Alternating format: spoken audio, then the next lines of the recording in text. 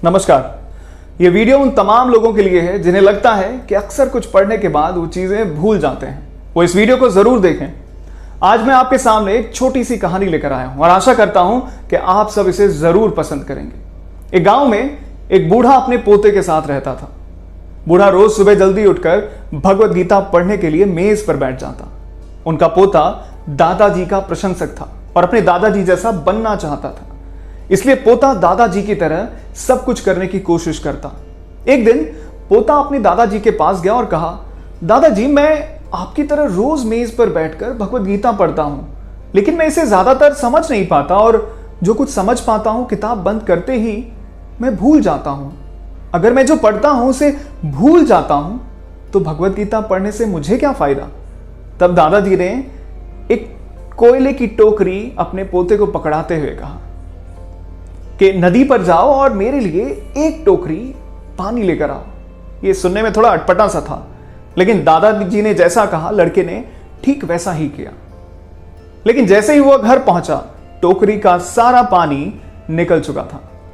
यह देख दादाजी ने मुस्कुराते हुए कहा, वापस पानी लेने के लिए नदी में जाओ और फिर से कोशिश करो, लेकिन इस बार थोड़ा तेज चलने की कोशिश करना। लड़का फिर भी मान गया और इस बार नदी से पानी लेकर घर की तरफ तेज भागा। लेकिन इस बार भी घर आने के बाद दादाजी ने टोकरी खाली देखी। दादाजी ने पोते को फिर से कोशिश करने के लिए कहा, लेकिन हर बार की तरह रास्ते में टोकरी से पानी निकल ही जाता और टोकरी खाली हो जाती थी।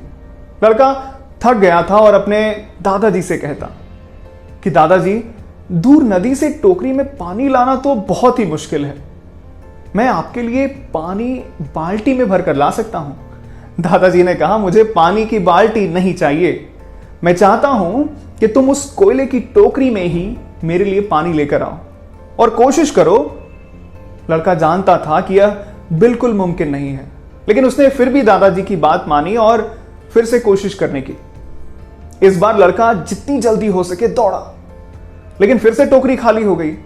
लड़का थक गया और उसने अपने दादाजी से कहा, क्या दादाजी, इस टोकरी में नदी से पानी लाना तो बिल्कुल नामुमकिन है। दादाजी ने इस पर जवाब दिया, तुम्हें लगता है कि यह असंभव है, लेकिन जरा एक नजर टोकरी की तरफ देखो। लड़के ने टोकरी की ओर देखा और गौर किया। कोयले से लथपथ टोकरी अब बिल्कुल साफ सुथरी दिख रही थी। उसने देखा कि टोकरी से कोयले के सारे दाग धब्बे हट गए थे। अब कोयले की टोकरी अंदर और बाहर दोनों तरफ से साफ हो चुकी थी। दादाजी ने कहा, तुमने देखा कि टोकरी में से अब सारे दाग मिट गए हैं। जब हम भगवत गीता पढ़ते हैं तब कुछ ऐसा ही होता है।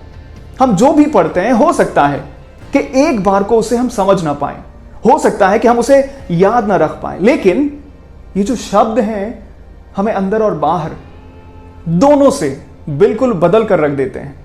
कुछ ऐसा ही हमारे साथ भी होता है। एज अ स्टूडेंट हम भी कई चीजें पढ़ते हैं और मेहनत भी करते हैं, लेकिन पढ़ने के बाद हम उसे जल्दी ही भूल जाते हैं और भूल जाने पर हम हिम्मत हार जाते हैं। लेकिन हम ये नहीं समझ पाते हैं कि इन कोशिशों के बीच हम बेहतर होते चले जा रहे हैं। इसलिए अपनी कोशिशें जारी रखिए, फल जरूर। कहानी आपको पसंद आई हो तो कमेंट करके जरूर बताएं। ऐसी कहानी मैं जल्द लेकर आपके पास फिर से वापस आऊंगा। तब तक के लिए शुक्रिया। Thank you so much.